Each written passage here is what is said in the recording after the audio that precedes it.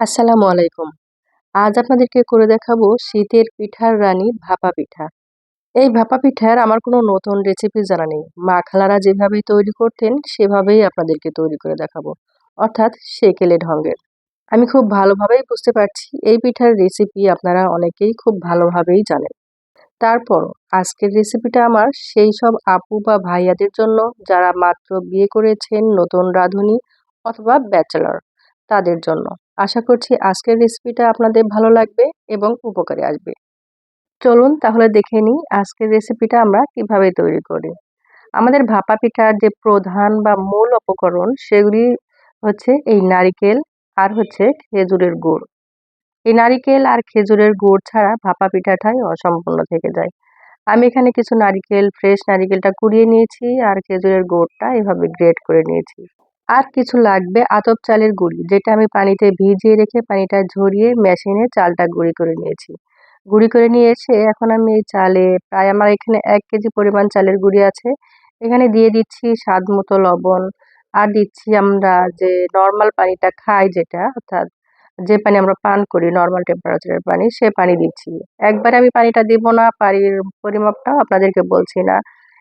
এর কনসিস্টেন্সিটা কেমন হবে লাস্টে আপনাদেরকে দেখিয়ে দিব। আমার মাখানো হয়ে গিয়েছে, দেখেন একটা মুঠ করার পর একটা চাপ দিলে এটা ভেঙে যাবে। তার মানে আমাদের চালের গুঁড়িটা মাখানো পারফেক্ট হয়েছে। এখন আমি একটা চালনি দিয়ে করে এই চালের গুঁড়িটা চেলে নিব।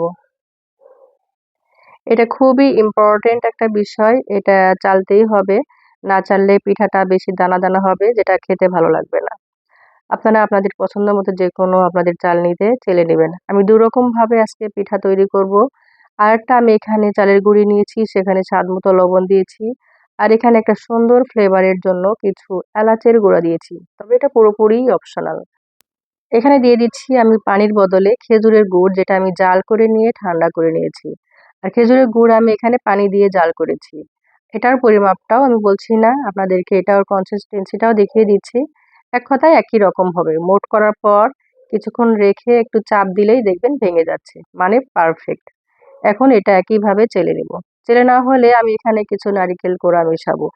এই লাল ভাপা পিঠাতে নারিকেলটা এভাবে মেশালেই আমার কাছে ভালো লাগে। তবে আপনারা চাইলে যখন এই ছাঁচের মধ্যে পিঠাটা চালের গুঁড়িটা দিবেন, তার মাঝখানে গুড়ের সঙ্গেও দিতে পারেন।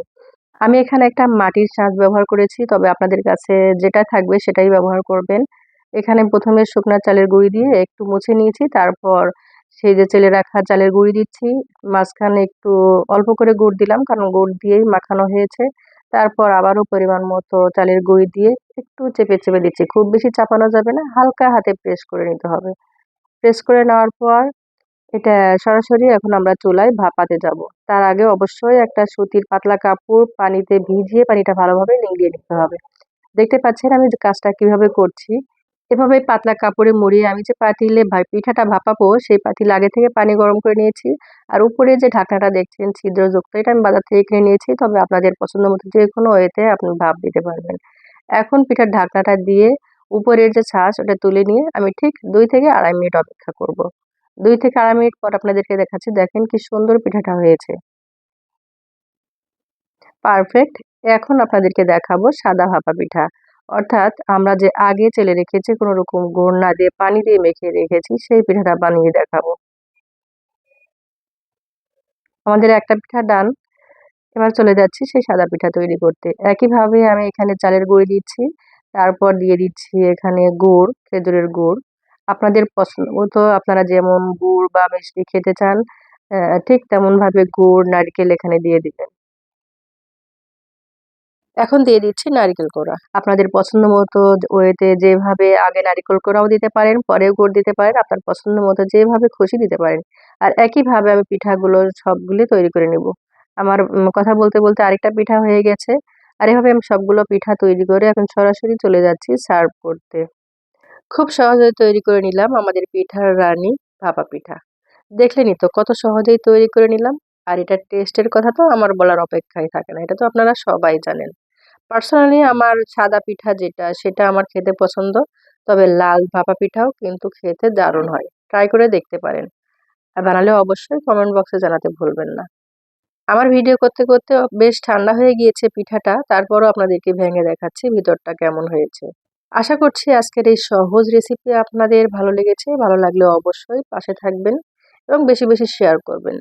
আর যারা ফেসবুক থেকে দেখছেন একটা ফলো দিয়ে দিবেন আর বেশি বেশি শেয়ার করবেন আর লাইক দিতেও কিন্তু ভুলবেন না।